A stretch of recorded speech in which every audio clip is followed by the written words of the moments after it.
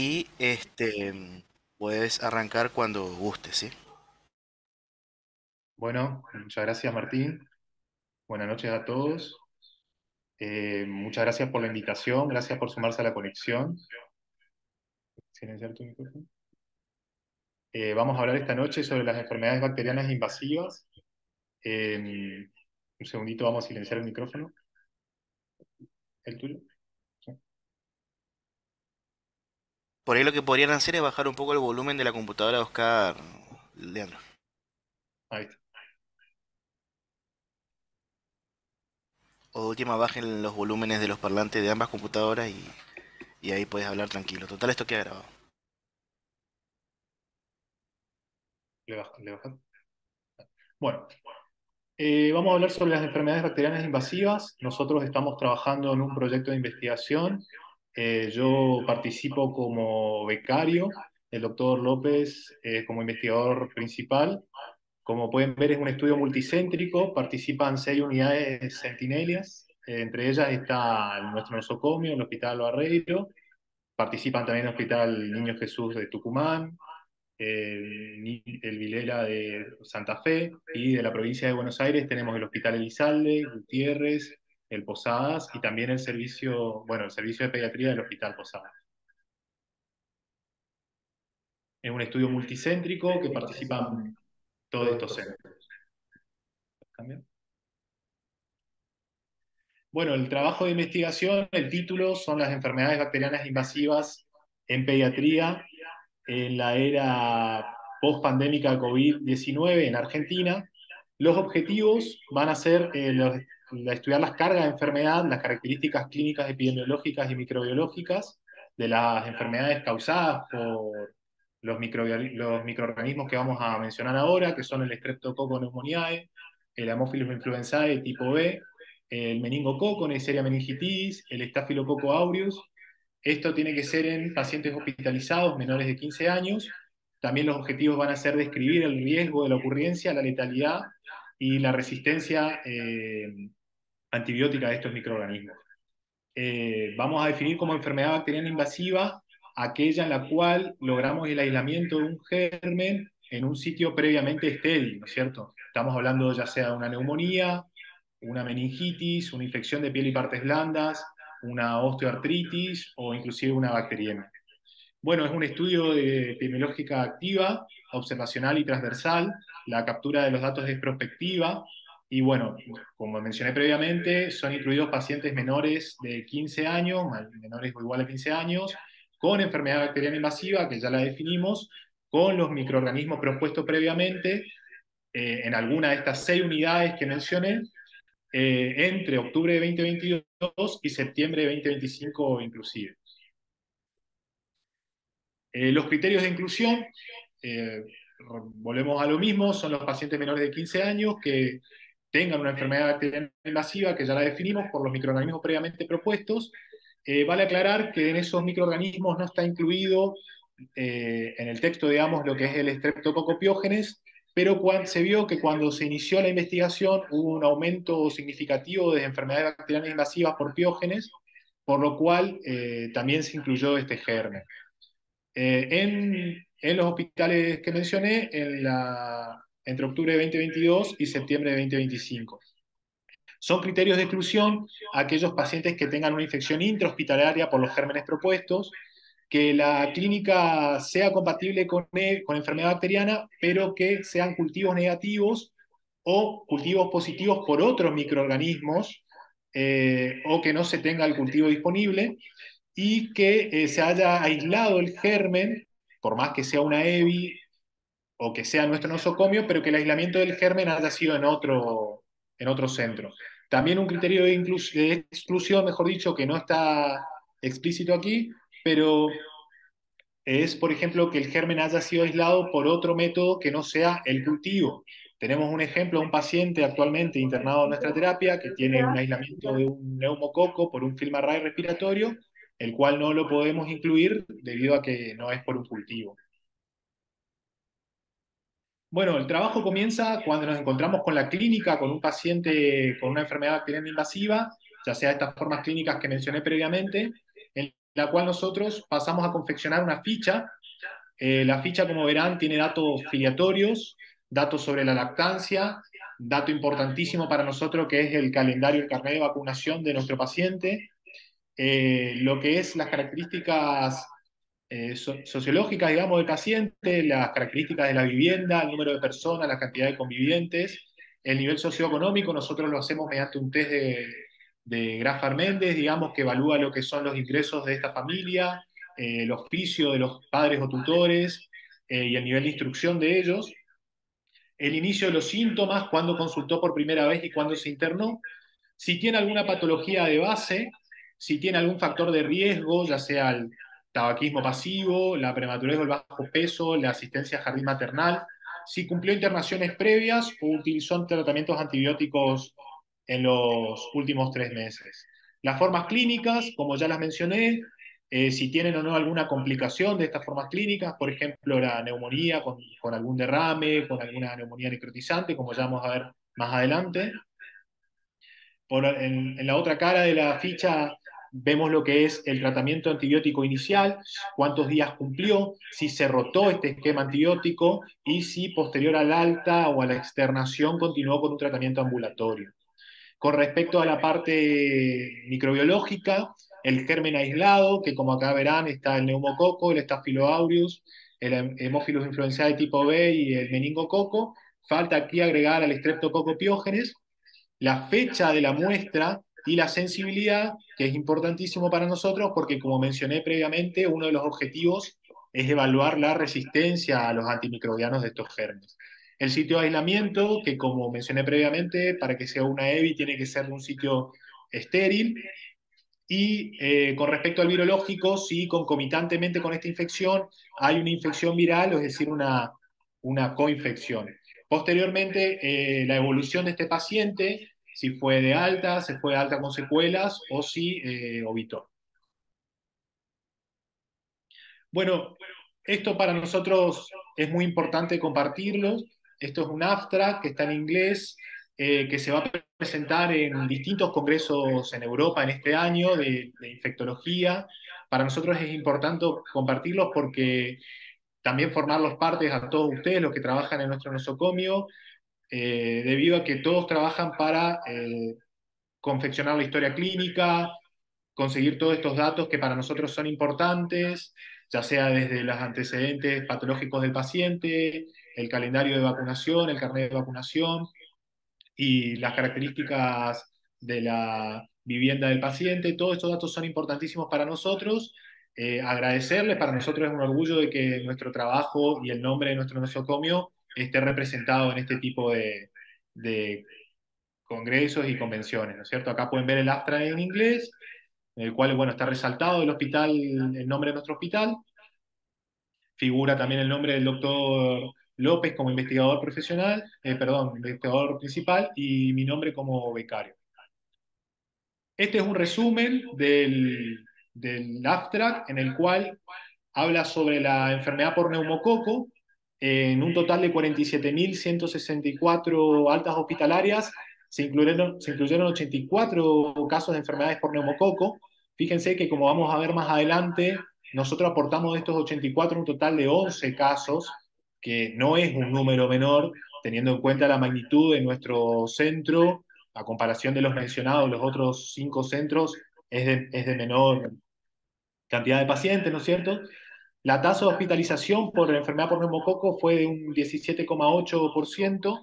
De los 84 casos, 45,2 eran varones, la mediana de la edad era de 45,5 meses, 26,2% eran menores de 2 años, 63,1% eran menores de 5 años, no tenían o no traían el calendario o lo tenían incompleto con respecto a la vacuna conjugada 13 valente, un 15,5% de los casos, el nivel socioeconómico era bajo en un 56,2% de los casos, el hacinamiento se evidenciaba en un 21,4% de los casos, tenían enfermedad de base en un 58,7% de los casos, y con respecto al tabaquismo pasivo, un 19,1% de los casos y las hospitalizaciones previas, 21,4%.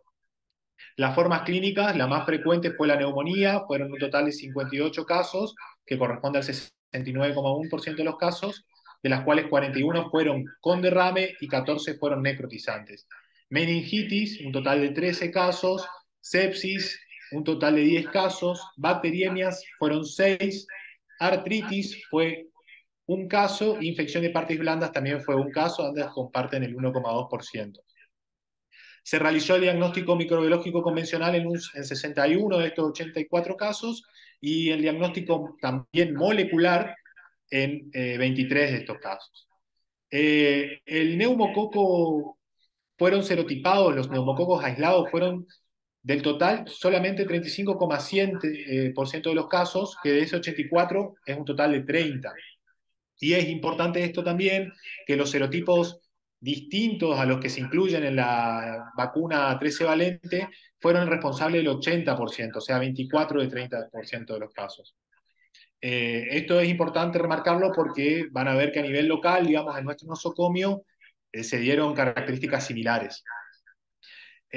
Con respecto a las coinfecciones virales, como yo mencioné en la ficha previamente, que nosotros buscamos si hay un aislamiento viral, en 24 de estos casos, de los 84 del total, se asociaron con virus respiratorios. Y la resistencia a antibióticos fue para la penicilina de un 7,1% de los casos, para los macrólidos, la eritromicina un 13,1%, y bueno, todas las cepas fueron susceptibles a cefalosporinas de tercera generación. Esto es importante porque lo que nos dice básicamente es que nuestro tratamiento empírico con la ampicilina estaría siendo adecuado debido a que no hay una resistencia significativa. También la letalidad fue de un 10,7% de los casos y se demostró también que la letalidad se asoció mucho más a los casos de los pacientes que presentaron sepsis.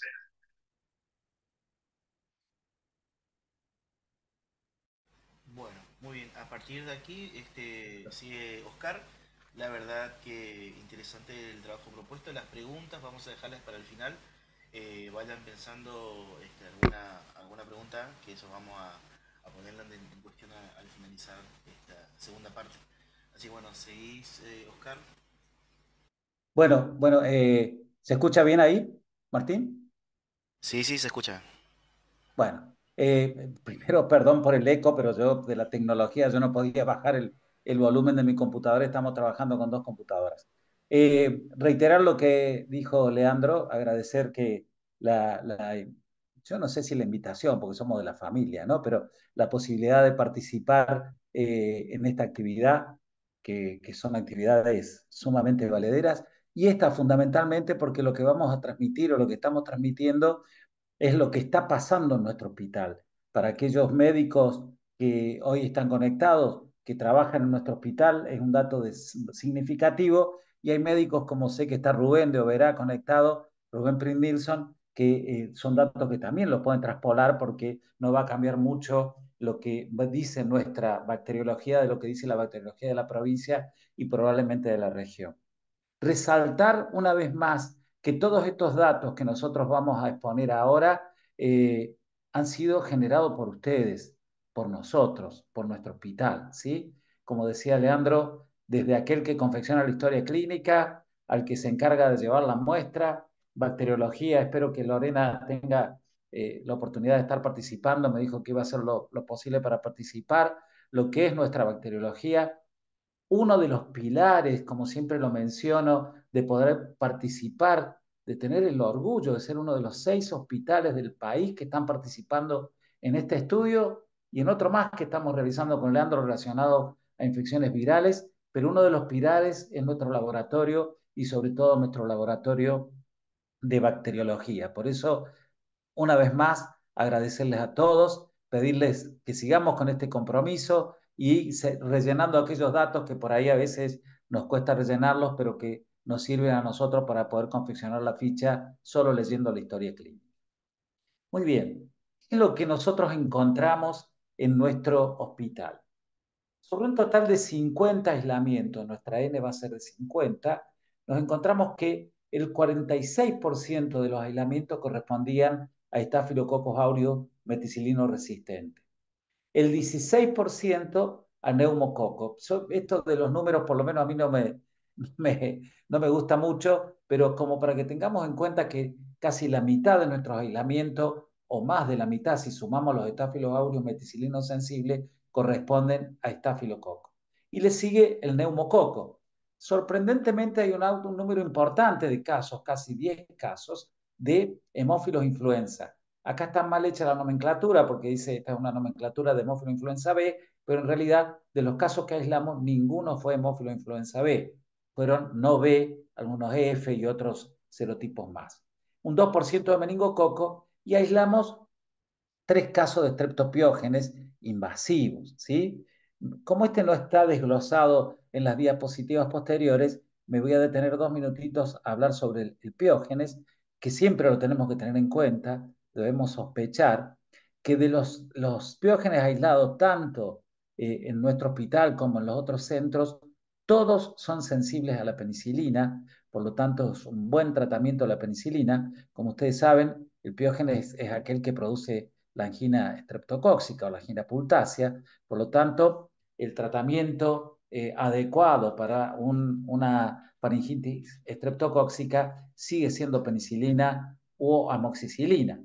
No recomendamos usar, no está dentro de las invasivas, pero me parece bueno hacer una recomendación y estoy abierto a escuchar preguntas o sugerencias con respecto a cualquier otro tema de tratamiento antibiótico, pero le insisto, no recomendamos usar ni macrólidos, ni se justifica el uso de amoxicilina ácido clavulánico, que muchas veces con frecuencia vemos niños con diagnóstico correcto hecho por hisopado de fauces y medicados con amoxiclavulánico. Bueno, ¿cuáles fueron las formas clínicas que nosotros vimos en nuestros pacientes? Fundamentalmente, las infecciones de piel y partes blandas y las osteoarticulares fueron las más comunes, casi el 50% de los casos correspondían a infecciones de estas características. El 30% fueron neumonías, luego meningitis y bacteriemias entre un 10 y un 13% respectivamente. Como verán, estos datos coinciden con los datos de los cuales formamos parte, que les leyó Leandro del Astra, que se va a presentar en Copenhague, ahora el 20 y pico de mayo, 20 y 25 de mayo, que nosotros íbamos a ir, pero somos muy patriotas y nos vamos a quedar a hacer el locro para el 25 de mayo, por eso es que no nos vamos a Copenhague, si no estaríamos por viajar seguramente. Y ahora desglosamos algunas de las características de nuestros gérmenes. El Staphylococcus aureus meticilino resistente, un total de 23 casos, y la forma de presentación más común, y no les voy a decir nada nuevo, es de infección de piel y partes blandas y osteoarticulares, en 14 casos. 5 casos correspondieron a neumonías, a neumonía de la comunidad, y otros 4 casos de bacteriemia. Me detengo un segundito acá porque el próximo caso son los Staphylococcus aureus meticilinos sensibles, de los cuales dentro del total de los 50, 6 casos fueron SAMS. Y si tomamos solo estafilococo, el 20% de nuestros estafilococos fueron meticilinos sensibles. Este es un punto que queríamos destacar, lo hablábamos con Leandro, porque normalmente el mundo hoy está diciendo que se está invirtiendo aquella relación que había antes donde predominaba el MET-IR y había empezado a aparecer el MET-IS como agente etiológico común de infecciones de piel y partes blandas, sobre todo, o osteoarticulares. Y esto conlleva a la posibilidad de cambiar los tratamientos empíricos iniciales. Hoy, y de acuerdo a estos datos que les estamos mencionando nosotros ahora, nuestro hospital sigue predominando el Staphylococcus aureus MET-IR con un 80% de los casos. Pero debemos tenerlo muy en cuenta porque lo que pasa en el mundo seguramente nos va a pasar a nosotros y seguramente bacteriología nos va a avisar de que está viendo o nos vamos a dar cuenta nosotros en este proyecto de Unidad Centinela que están predominando los SAMS y que deberíamos empezar a replantearnos en algún momento el tratamiento empírico inicial. Otra postilla más con respecto al MET-IR, debemos cuidar muy bien la medicación porque de acuerdo al último dato que hemos tenido, estamos teniendo una resistencia a la clindamicina que es significativa y si esta resistencia a la clindamicina supera el 12 al 15%, es muy probable que tengamos que discontinuar esta droga porque es lo que se sugiere cuando aumenta la resistencia a la clindamicina en los casos de tratamiento METIER. Si no se comprendió muy bien, me hacen preguntas después o lo charlamos después con lo que les quería explicar entre SAMS y SAM. Con respecto al neumococo, tuvimos 11 casos, como decía Leandro, fue nuestro aporte, son un total de 80 y pico de casos que se van a presentar en el abstract. 11 casos fueron neumococos que pudimos aislar en nuestro hospital o que se aislaron de nuestros pacientitos, de los cuales 8 correspondieron a neumonía, neumonía de la comunidad, como bien les decía, y tuvimos un caso de infección de piel y partes blandas y de osteomelitis, en este caso fue piel y partes blandas. En nuestro hospital tenemos presentado un trabajo con la doctora Bonespech, con la doctora Lorena, nuestras bacteriólogas, de 11 casos de infecciones por neumococo de piel y partes blandas. O sea que uno piensa que no es un germen común de encontrar, pero sí lo encontramos con frecuencia. Una bacteriemia y una meningitis. Con respecto a la meningitis, acá quiero destacar de un caso particular que tuvimos, que tuvo, y corregime Leandro si no es así, una meningitis por hemófilos y además una bacteriemia por neumococo, el mismo paciente. Son casos que muchas veces uno no tiene tiempo, pero son para publicarlos como a propósito de un caso, porque no son para nada comunes. Lo que pasó con los serotipos. Y este dato sí es importante, novedoso para nosotros, imagino que también para ustedes.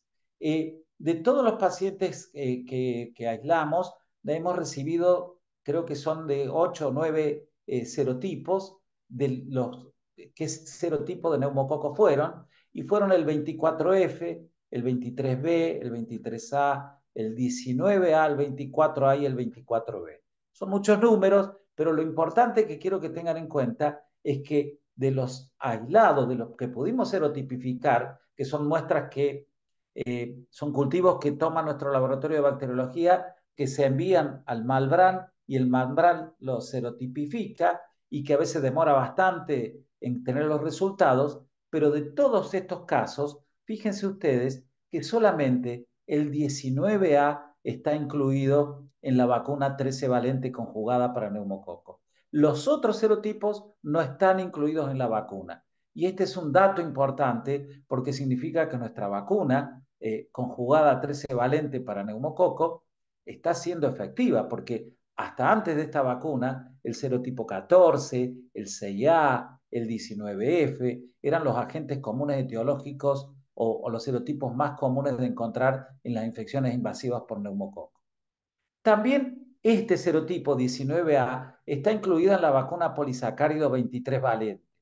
Y lo puse a propósito este dato acá, porque por ahí es preocupante que solemos ver niños que no tienen indicación de colocarse la vacuna a polisacáridos, la 23 valente, y sería bueno consultar al sector de infectología en qué caso usar esta vacuna. Ustedes saben que es una vacuna que no es dependiente en la respuesta, por lo tanto, en los menores de 2 años no tiene ningún valor porque el efecto o la eficacia es efímera y que es una vacuna que tiene una eficacia que dura más o menos 5 años, donde hay que revacunar y que no se recomienda, no está recomendado más que una revacunación. Por lo tanto, debemos limitar el uso de la vacuna 23 valentes para algunos casos, que si quieren después lo discutimos o lo hablamos en alguna otra reunión, pero lo que quería era resaltar este tema. ¿Qué pasa con las vacunas nuevas? Hay dos vacunas, una 15 valente y otra 20 valente, que aún no aprobó ANMAT, pero que están aprobados, por ejemplo, en la escuela, en la EMA y creo que también el CDC, pero que los serotipos que están incluidos en esta vacuna 15 valente y 20 valente no son los serotipos que les mencioné recientemente, que son los más comunes que encontramos en nuestras infecciones bacterianas. Es muy probable que estos datos que se van a presentar en Copenhague ahora y que un poco en broma decíamos que no vamos a poder ir nosotros, es muy probable que sean datos que se vayan a servir para confeccionar la vacuna, una vacuna que podríamos decir para el cono sur, porque ya que esta vacuna 20 valente o la 15 valente no contempla los serotipos que por lo menos en nuestro hospital hemos encontrado con el neumococo. Eh, Cuando hablamos de inmunización, y estos son datos extrapolados de nuestro trabajo, podemos encontrarnos con un dato que es alarmante, y es que el 58% de estos 50 niños que hemos incluido en el trabajo, el 58% o tenían un esquema de vacunas incompleta o no traían su carnet de vacuna. La mayoría eran esquema de vacunas incompletas. ¿Sí? Porque aquellos que no traían el carnet de vacunas o los llamamos por teléfono o llamamos a inmunizaciones para tratar de conseguir a través del número de documento las vacunas que faltan. Y esto es un desafío para todos nosotros, para que nuestros niños, si llegaron a nuestro hospital y no estaban bien inmunizados, que se vayan con el esquema completo, y para todos nosotros que hacemos consultorio, detenernos a ver claramente el carnet de vacunas y completar el esquema de vacunas que corresponda. Cuando hablamos de esquema vacuna incompleto, son el 100% de las vacunas que correspondían a estos niños, los que encontramos que casi el 60% de ellos estaban mal vacunados. Con respecto a hemófilos influenza, insisto, no son B, la mayoría de las infecciones fueron infecciones de piel y partes blandas. Tuvimos un caso de meningitis y casos de bacteriemia dentro de los 7 casos que nosotros encontramos en este periodo de estudio. Algunas conclusiones que ya las fuimos mencionando y después estamos abiertos a escuchar preguntas o todos los datos que quieran aportarnos. Primero, y una vez más, agradecer y aportar el trabajo que hemos hecho todo, comunidad centinela de nuestro hospital. Hablábamos con Leandro hace algunos meses atrás de lo importante de transmitir esto, para que ustedes sepan que todo esto que a veces nosotros vamos con la ficha, buscamos o les preguntamos o vamos a interrogar a los pacientes, es mostrarles a ustedes el resultado de esto como algo efectivo. La otra cosa que les mencionaba recién es la preocupación que tenemos con el estado de inmunización de nuestros niños, que nos debe hacer reflexionar sobre nuestras acciones en este tema.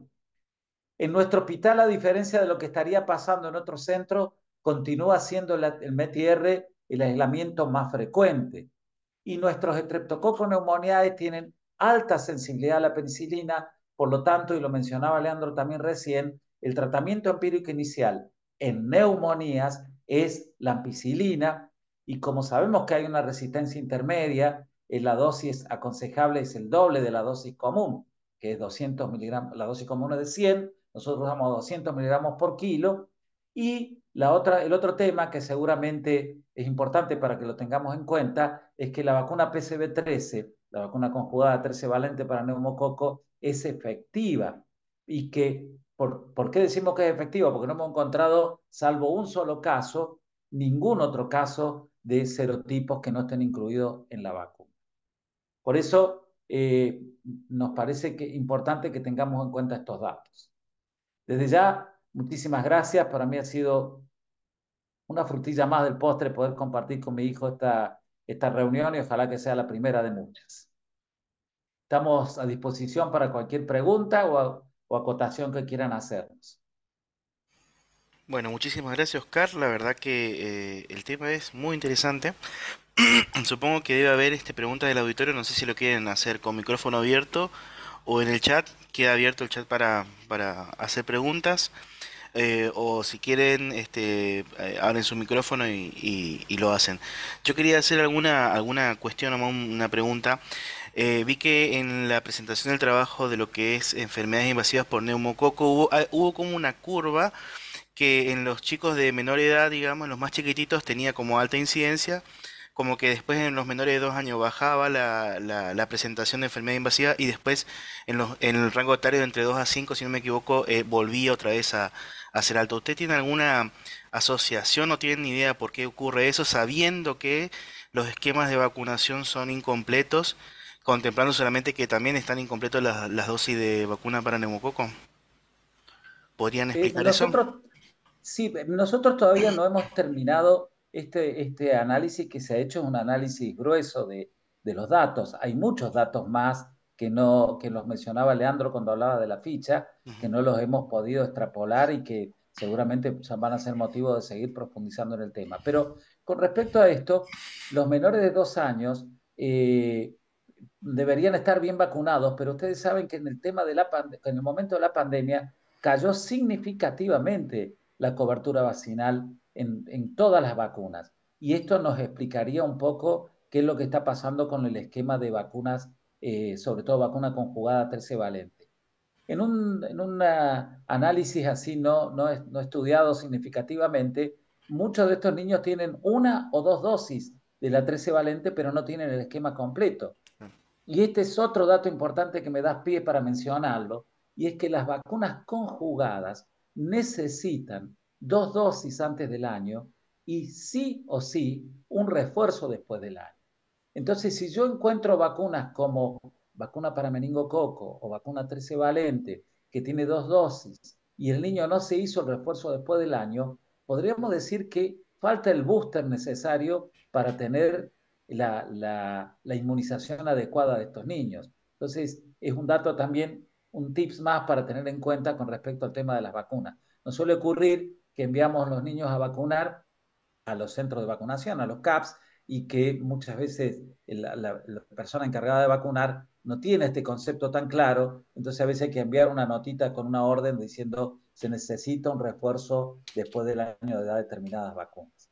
No te he respondido seguramente el 100% de tu pregunta, Martín, pero seguramente hay datos que vamos a seguir extrayendo del trabajo que les mencionamos. Perfecto, Oscar. Después hay otra pregunta que dice justamente si para estáfilo no se modifica el tratamiento empírico inicial.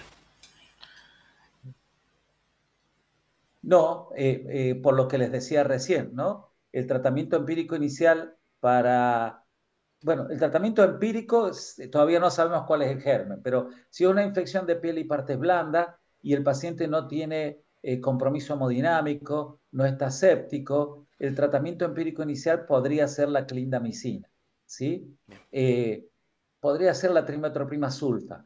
Ahora, si el paciente es un paciente que tiene fallo hemodinámico, que tiene sepsis o que está en shock y que hay una infección de piel y partes blandas o es una neumonía necrotizante, el tratamiento empírico inicial sigue siendo la vancomicina. Pero, por eso resaltaba recién, si se llega a invertir esto de que predomine el SAMS y que empecemos a tener menos SARM, el tratamiento empírico inicial ahí sí lo vamos a tener que cambiar por la cefalotina o la cefalosporina de primera generación.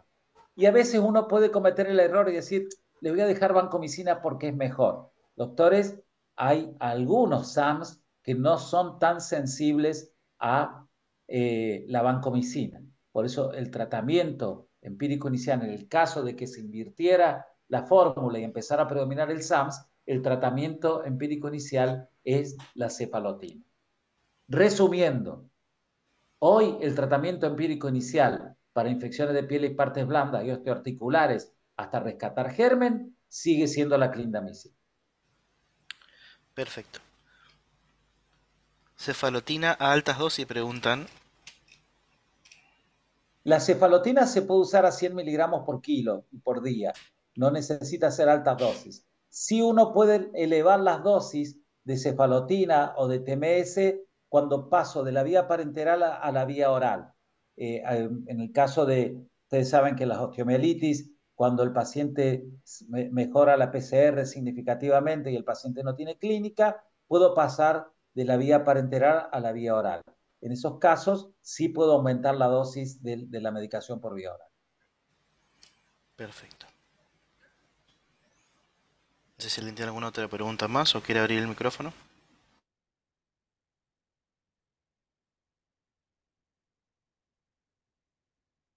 Yo te quería consultar, Oscar, en el caso de que se invirtiera, digamos, o tuviéramos SAMR resistente a Clinda, en ese caso, ¿qué esquema iríamos?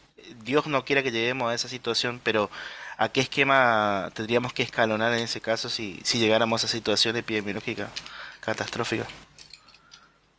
Sí, que no estamos lejos.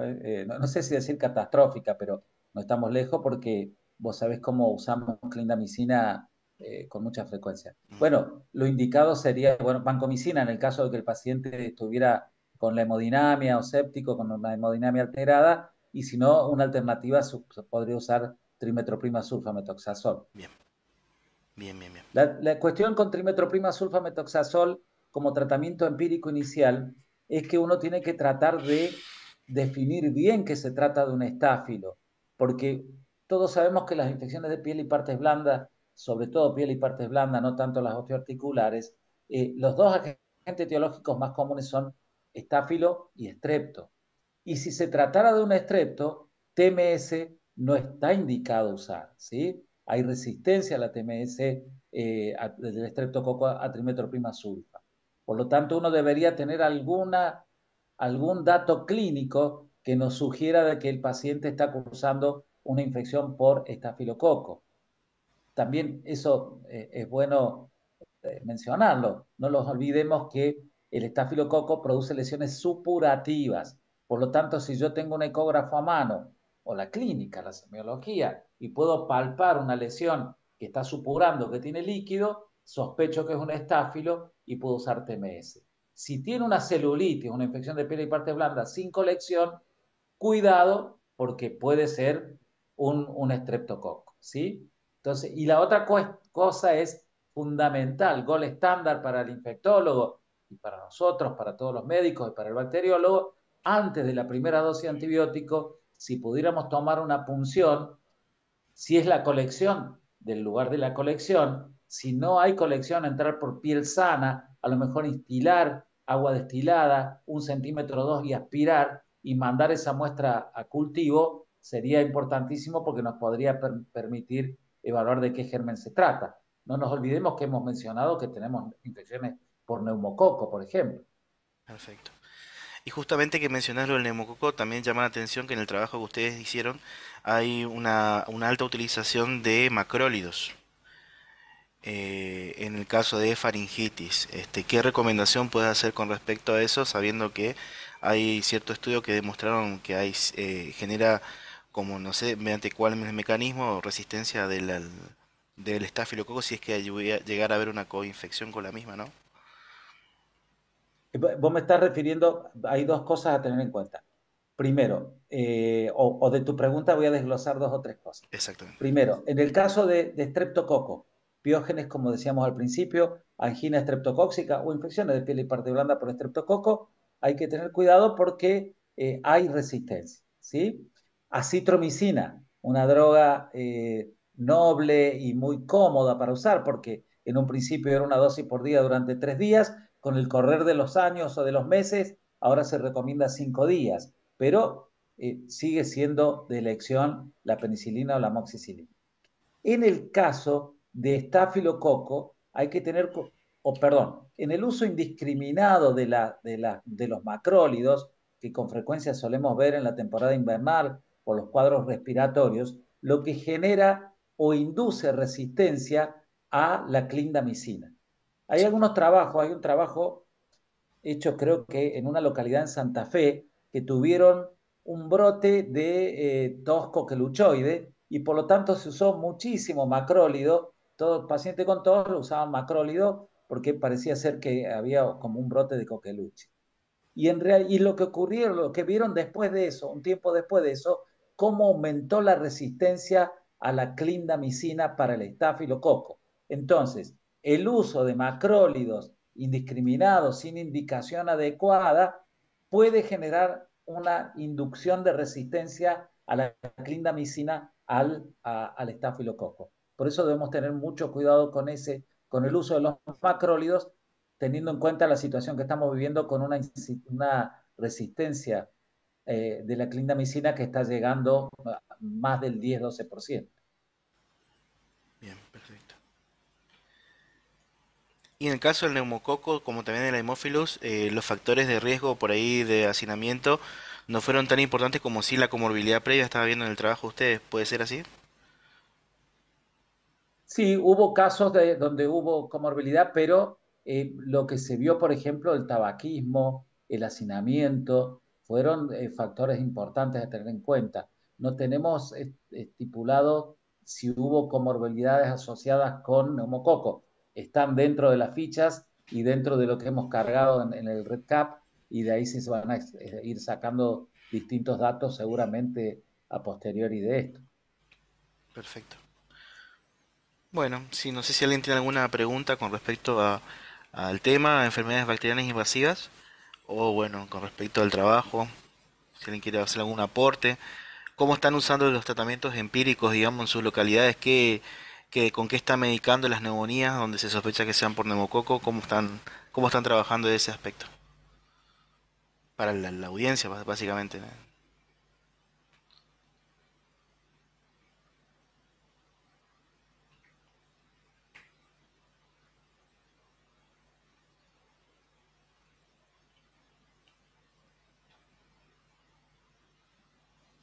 Bueno, en todo caso, Gracias, recordar amigo. que nuestras guías son el uso de ampicilina, vuelvo a decir la dosis, 200 miligramos por kilo cada 6 horas, y en el caso de meningitis por neumococo, la cefalosporina de tercera generación, porque si ustedes se recuerdan, en el abstract lo que habíamos visto es que la sensibilidad a la cefalosporina de tercera en meningitis era la ideal, ¿sí?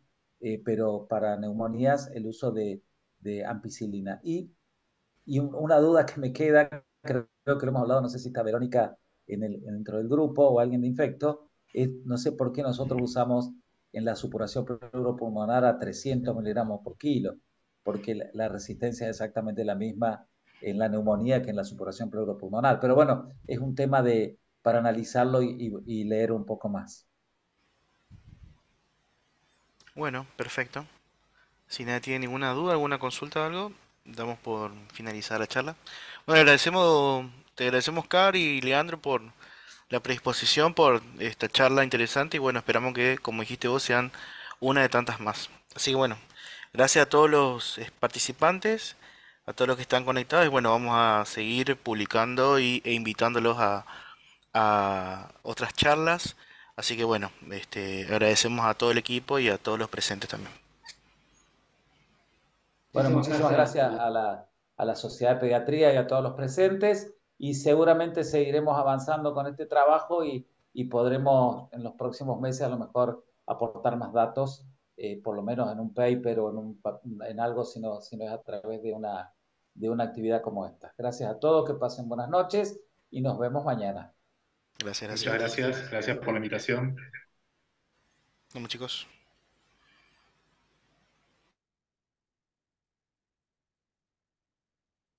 ¿No?